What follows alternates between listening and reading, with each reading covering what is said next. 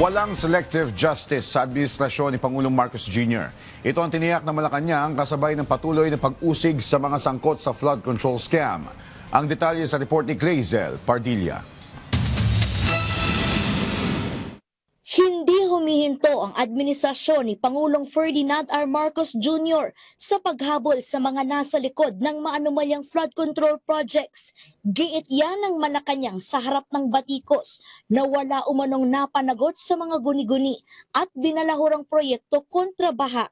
Mag-iisang taon, simula ng birahin ng presidente ang katiwalian sa kanyang ika-4 na State of the Nation address na karaang taon. Hindi naman din po nagpapahinga ang Ombudsman, ang DOJ, pati ang DPWH para mapanagot ang lahat ng dapat na managot.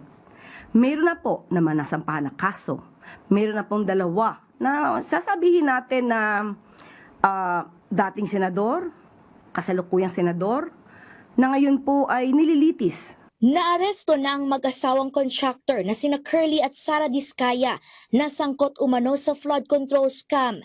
Himas rehas na rin ang ilang opisyal na naharap sa kasong graft at malversation of public funds dahil umano sa pagbili ng allocables o kinurap na mga flood control project. Kabilang ang ilang kawani ng DPWH, Senador Jinggoy Estrada at dating Senador Bong Revilla na taga-suporta ni Pangulong Marcos at inendorso pa ng Presidente na karaang 2025 elections. Patunay anya na walang basihan ang bintang na selective justice na pinairal umano ng administrasyon. Wala pong selective justice na namamayani sa administrasyon ni Pangulong Marcos Jr. Kaya nga po kahit na kaibigan, kaalyado, na una pa po na nakulong, na-detain, at ngayon ay humaharap sa kaso na plunder at graft case. Doon pa lamang po ipapakita na totoo ang sinabi ng Pangulo. Kahit anong kulay nyo, kamag-anak, kaibigan, kapag kayo po ay may ebidensya, may ebidensyang laban sa inyo, sa korte nyo na lamang po ito ipaliwanag or depensahan. Pinalagan din ng Malacanang ang Facebook post si Vice President Sara Duterte. Pinuntirya ng pangalawang Pangulo ang poor governance umano o mahinang pamamahala ni Pangulong Marcos at pagkabigo na tugunan ang tunay na problemang kinaharap ng bansa. Binanatan din ng bise ang pagsasampa ng kaso ng gobyerno sa mga tumatayo umano sa alegasyon ng korupsyon at pang-aabuso ng Malacanang.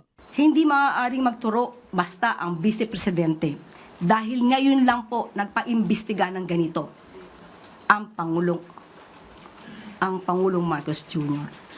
Yung mga nakaraan na nagkaroon ng pang-aabuso sa pondo, maybe through build, nag-crossover pa sa panahon ni Pangulong Marcos Jr. Kaya nga po, nung napansin, nakita, nagpaimbestiga. Kaya kung mabuting pamamahala lamang ang pag-uusapan, tingin ng Malacanang na ipatupad yan sa ilalim ng administrasyon ni Pangulong Marcos. So sasabihin ba natin good governance? Definitely, absolutely, with regard to the administration of President Ferdinand R. Marcos Jr., we have this good governance. Ang itanong po natin ay kung ano ang nangyari sa nakaraan. Clazel Pardilla para sa Bayan.